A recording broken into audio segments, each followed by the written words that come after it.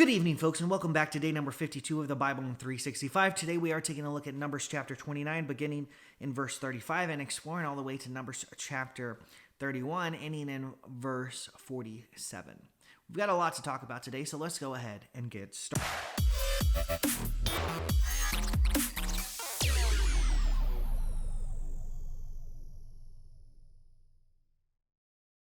Picking back up in Numbers chapter 29, Numbers chapter 29 mirrors a little bit of our reading that we did yesterday in Numbers chapter 28. That's because both chapters deal with offerings and offerings that are supposed to take place in the promised land. So the Lord is speaking to Moses, and in Numbers chapter 29, he tells him of three different offerings, one that is occurring at the Feast of Trumpets, one that is happening on Day of Atonement, and one for Feast of Booths.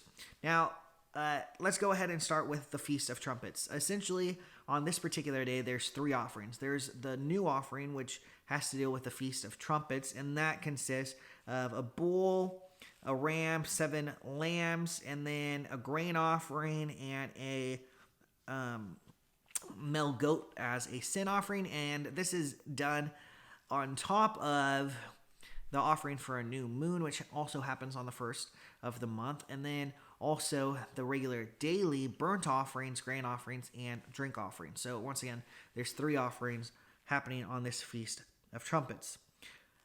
On the 10th day of the 7th month, there is a holy convocation, so people can't work.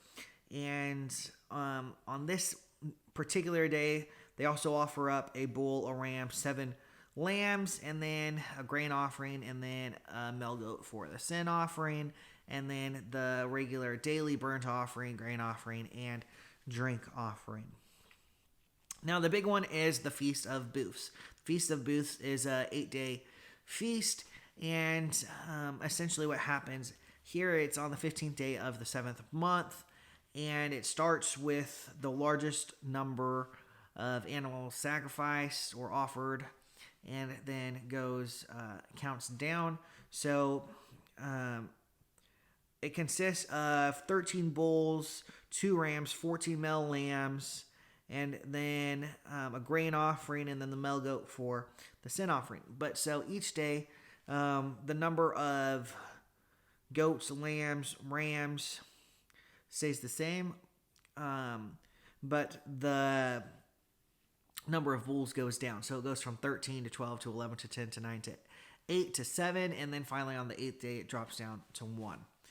And so here it's just giving all these instructions for doing these offerings at appointed times unto the Lord. So Moses gets all this information, and the end of the chapter tells us he recounts it to the Israelites. Moving forward to Numbers chapter 30. Numbers chapter 30 deals entirely with vows. Essentially, men who make a vow, they shouldn't break it. When it comes to women and vows, it's a patriarchal society, so women found themselves under the authority of men.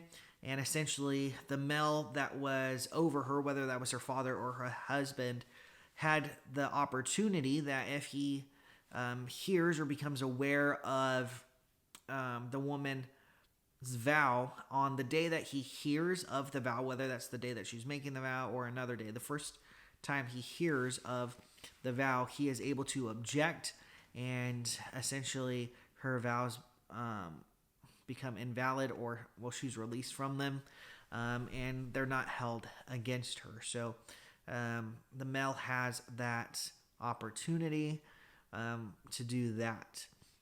Now, aside from that, we move forward to Numbers chapter 31. Numbers chapter 31 deals with war against the Midianites.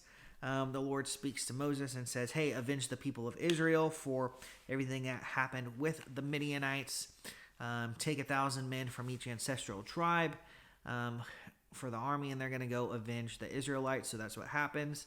They are led by Phinehas, and so Phinehas, the son of Eleazar, the priest, takes the trumpets, takes the vessels from the sanctuary, and they go out and they destroy the Midianites. So they kill the 5 kings of Midian. They kill every adult male, and then they take captive the women and the children and all the livestock and money and everything like that, burn the cities, and then bring them back to the Israelite camp.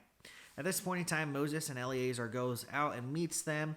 They confront the commanders because they left the women alive, and Moses is thinking about Peor, where essentially, if you guys remember back, the Israelites were plagued. And so at this point in time, two things happen. One, they kill all the women who have slept with a man, whether that was an Israelite or their husband, who was Midianites. And then they kill all of the male children as well. So the only ones that are left are virgin girls, and they are left for the men. Then the next thing it talks about within the chapter is essentially dividing up the plunder. Half of it's going to go to the warriors, half of it is going to go to the congregation of Israel, and from each one of those halves, a certain percentage is taken as the Lord's and is given to the Levites. Essentially here, there's an accounting of how much that is. That goes to each, but the total is 675,000 sheep, 72,000 cattle, 61,000 donkeys, 32,000 people. So they collected a lot of things from this war with Midian. It is here with this accounting and dividing up the plunder that we end our reading for tonight. All right, folks, I do hope that you will join me tomorrow as we take a look at Numbers chapter 31, picking up in verse 48, and explore all the way to Numbers chapter 33, ending in verse 56. As always, folks, God bless.